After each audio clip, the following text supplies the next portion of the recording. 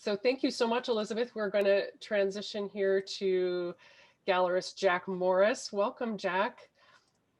So we will have to unmute Can I you. say something real quick, Penelope? Yeah, please do. I want to say thank you to Jack because we've been working together for so long.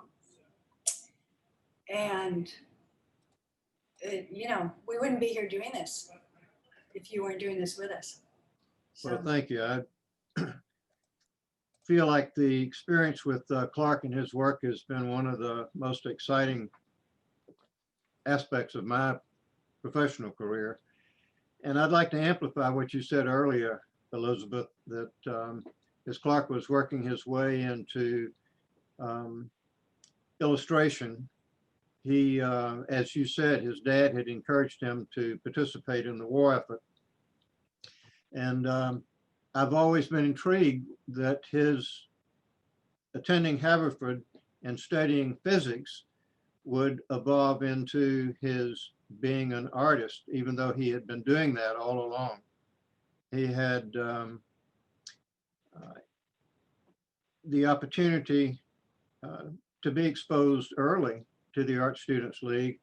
And as you said, when he went back to study with Riley, who had succeeded Bridgman at the League, it was Riley who had such a tremendous impact on him, because Riley was a meticulous perfectionist who approached art as a science because he believed that a consistent application of fundamental principles and formulas were keys to being successful. And that just, I think, fit Clark to a T. And Riley not only insisted that his students be among the best trained in the world, he also instructed them how to become responsible, professional businessmen and women. And that fit Clark to the T. And so I was intrigued with how he went into the commercial illustration field, used it as a means of gaining resources, revenue, so that he could go out into the world and be the artist, which is what he had always wanted to be. And my first introduction to Clark was in 1980 when I was executive director of the Fowler Gallery, Period Gallery West in Scottsdale, Arizona. And Clark had won the, well, not won, Clark had been the recipient of the award by auction of the highest price at the Heritage Sale in Houston. Mm-hmm. Right. So Jack, And that was about 10 years before you first met him? Well, yes, this was in '73 that he won the award, and Fowler had started collecting Hulings. So when I came to the gallery, Fowler already had over 20 Hulings paintings, and he continued to collect. And he stunned the contemporary world and Western art world, especially in 1980 when he purchased Pink Parasol. And I think there's a slide of that painting that Fowler purchased at the Heritage Sale in Houston, paid $170,000 for it. And that got a lot of people's attention. And so the next year when we went to the Heritage Sale, Fowler and I had agreed that we were not going to bid on Clark's painting in that sale, which was Kaleidoscope. And one of my competitors in Dallas had come up to me and asked if we were going to bid on Kaleidoscope. And I said, no, but we're going to bid up to a certain level. And he said, well, I have someone at my table that really wants the painting. And I said, well, if he's got deep pockets, I'm sure he'll get it because we're not going to chase the painting. Painting ended up selling in 1981 for $310,000. And that Jack, really got people's attention. Tell us about that price point. I mean, that's impressive. Was that well? Many of the other contemporary artists were selling in the barely sub $100,000. You know, the best. And so this just was over the top after he'd already sold the painting the previous year. And we had that painting at, like I said, at 170. This will show you something interesting about the market, because later Jim traded this painting to a dealer in Montana, who then took it to the fella in Dallas who wanted to buy it to start with, and sold it to him. I don't know what he paid, but I know that when he decided to begin liquidating part of his collection in 2005, it sold at auction for 161. It actually sold to a collector friend of ours in Arizona. And 13 years later, we were able to, I was able to get him to let us have the painting for Scottsdale Art Auction, and we sold it in 2018 for $204,000. But it's an illustration of how Clark's work in the marketplace, which we'll talk about a little later, has been a consistent producer. Yeah.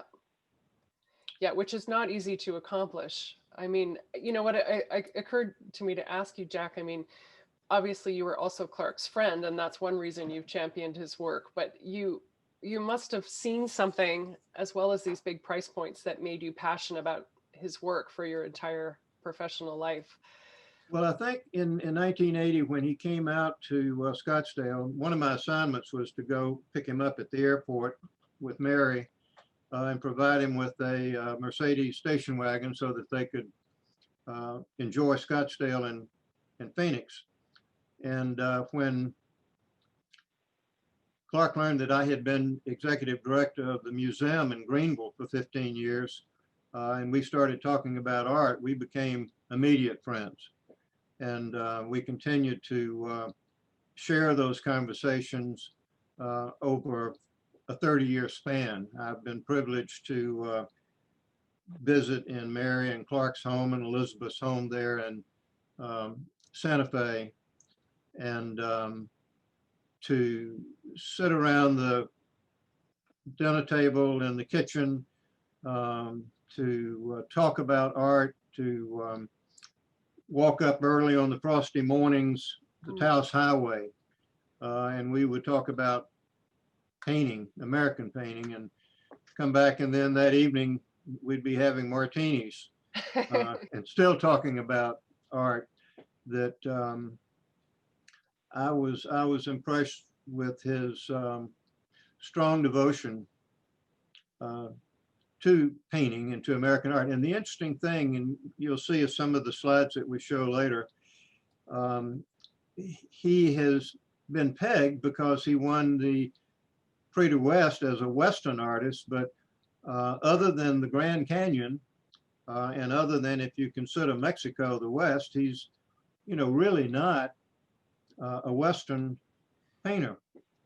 But going back to the slides just before, the two paintings of Málaga at noon, and the other one of San Miguel del Allende, these are two paintings that were done in his show in 1965 at Grand Central Galleries.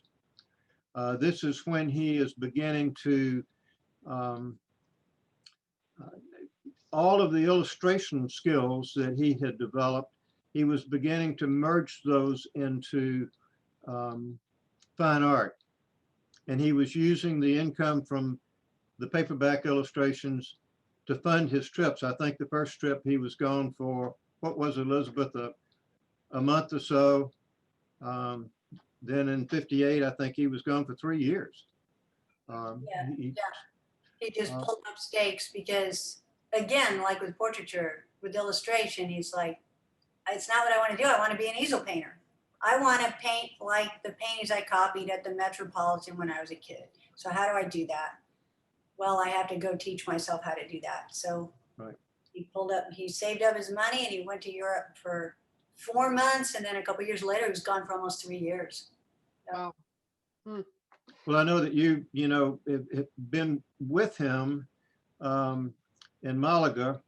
And but one of the things I wanted to go next with is an interesting painting that I had the privilege of selling just a few years ago here in Hilton Head.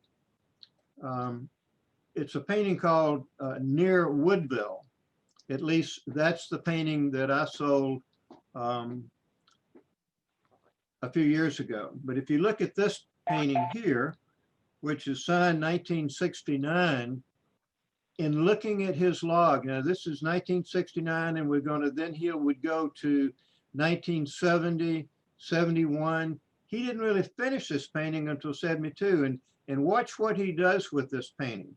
All right. And watch how he takes what appears to be somewhat illustrational, and then he begins to make changes. First thing he does is eliminate the figure and eliminate the sawhorse. The next thing he does is to take what was a brick structure and turn it into a clapboard structure. Then he goes over to the wood pile and he covers all that up with ivy. Then he frames the composition by having that overhanging oak with the Spanish moss dripping down. So that in the final analysis, what you have is a piece of fine art. Peaceful, tranquil, low country, as we call it around here in South Carolina, but Louisiana. And so I found this to be fascinating. And looking at his journal, he first enters this painting in 1969, and then he describes it as having a figure, a woman.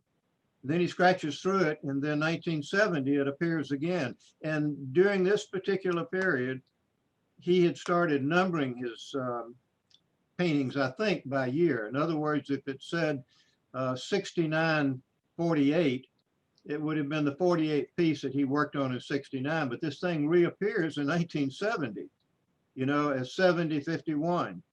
And then finally, it ends in 72. It's not a system. He did have a terrific system of maintaining a log of his paintings, but it's not using those numbers. He did not use consistently every year. It just only happened during those early 70s when he was leading up to winning the Prix de West. Yeah, and Jack, as you might know, that's something we really encourage artists to do with the Clark Hulings Fund, is keep those kinds of records and archives at this stage as well. I think it does. Yeah. My father counted everything. I mean, he's like, you know, I was terrible at physics. I was, you know, but if you, like, you went out to dinner with him, and at the end of dinner, you get up, you leave, you get in the car, and you say, how many bricks were on the floor in the room where we had dinner? He'd say 856. So. Right. That's the way his mind worked. Jack, do you want to talk us through, so we're just about to wrap up this little section and we could do a couple different things, but do you want to take a look at this chart together? Well, yes, someone had asked if I would talk about the art market, and I wanted to say that this chart of Hulings sales deals primarily with, or exclusively with auction records. But if you look over there for 1999, I've written SF, you'll see that only 8 pieces had passed through auction, but 35 additional pieces passed through a very successful show that he did with Nidra Matucci at Matucci Galleries in Santa Fe, you know, for a total of 53 pieces selling that year.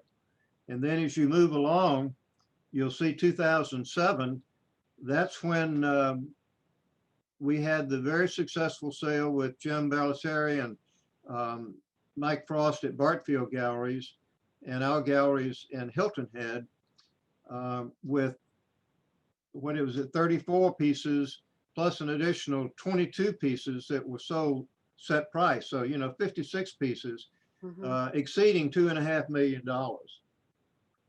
And then virtually every contemporary painter has a chart that looks like this for the year 2008, because everyone went down into the bottom with the recession. Yeah. And then we had that successful show at Forbes Gallery. Unfortunately, the month after Clark died in 2011. But there had been 31 pieces at auction and another 21 that we had in that sale, set price. So I just show this sometimes people that are looking at how his market fluctuates. And anyway, that's why. Yes, thank you. Okay. Elizabeth, did you have a comment there? Yeah, I mean, back to what can be learned, you know, the important lesson here for today's artists, right? Progress is not a straight line. Mm-hmm. That's actually, I have a different slide that I use when I'm teaching that. And it looks a lot like this, but it's just like a made up line. And from now on, I'm going to use this chart. Progress is not a straight line. Progress is up and down and all around. And the idea is you just have to do something every day. Yeah. Yeah. Keep doing it. Keep going. Absolutely. Jack, as we start to wrap up this little section, do you want to comment on Windrush Plantation Cottage? Well, and this sort of follows the market analysis. This is a painting that was done in 1972 that Clark sold through Blair Galleries in Santa Fe for $3,000. I was able to get the painting from the woman who bought it in Dallas, and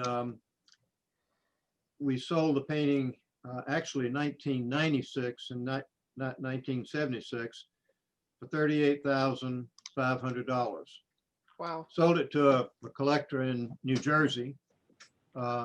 He then decided to liquidate his collection, and so sold it at Scottsdale Art Auction in 2000 for $100,000. Wow. And then we sold it, well, excuse me, sold it here in Hilton Head for 100.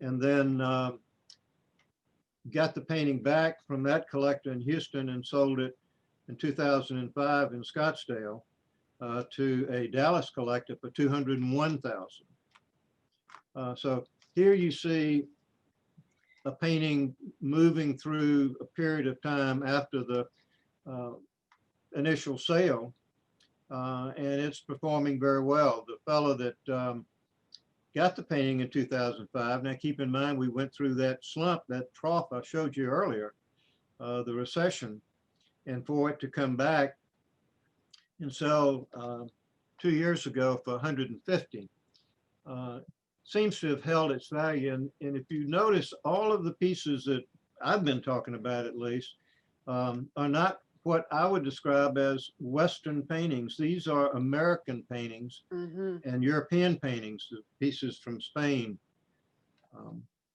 Anyway, I just thought that might be interesting to yeah, the audience. it's super interesting, Jack, and thank you also for making that point that although Clark has been very successful in the niche of the Western art market, that does not limit what he did by any stretch. Well, thank you so much, Jack. We had the chance to talk to one of the world's experts on Clark Hulings tonight, so I'm so glad Jack could be with us.